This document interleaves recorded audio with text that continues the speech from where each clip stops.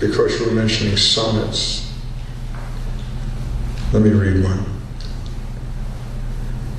This yearning that so burns within my heart, this elusive crown within my calling, perfection that I strived for from the start, and all the years of flight and moments falling.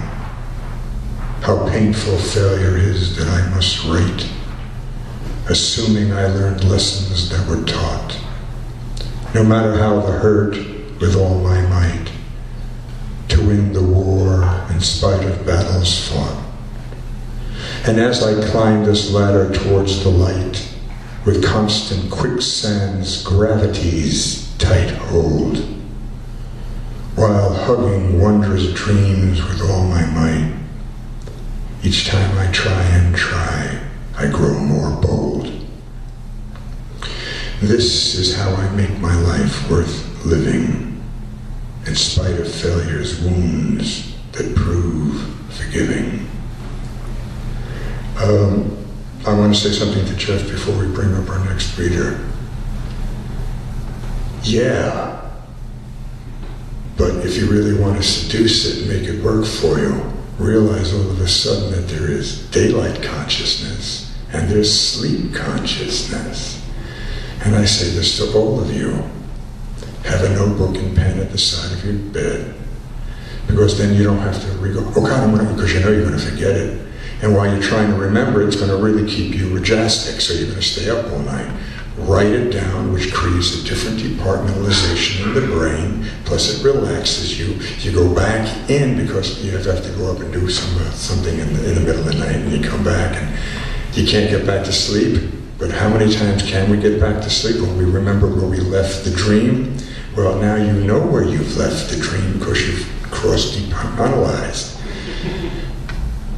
My Sixth Symphony was written, half of it in my sleep. I woke up one night at like 3:30 and life without and I go, oh my God, I get up, I start writing it down, and I'm looking, I said, God, this is important. And then the next few days, as I'm looking at this at my desk, I'm going, oh shit, this has got to go here. And I go, oh my God, but then I have to. So the way I resolved it is I cut the score in half at one point, landed up putting 4 pages of a new score in and taking those 2 and pasting them somewhere else without, so I could have to rewrite as little as I had. But it made the movement unbelievable. You've heard the expression, something you may have forgotten but always known. It's true.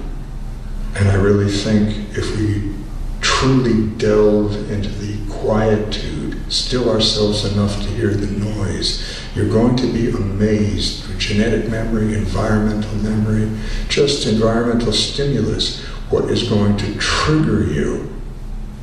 Not necessarily in a linear context, but even if it's nonlinear, the bottom line is whatever you ultimately put on the paper, at the end of the day, is the documented proofs of your meditations. And as you refine your craft and translating the ephemeral into the physical, and developing your editing skills and your sense of balance and form, and what ultimately pulls something together, you're evolving. And going back to the opening preamble, the power of the word demonstrating democracy. And as long as we remain literate, and as long as you folks constantly demonstrate to me how splendiferously sticky you all are with your humanity and the necessity to express yourself and document yourself on paper and document yourself for other witness in the world, democracy thrives.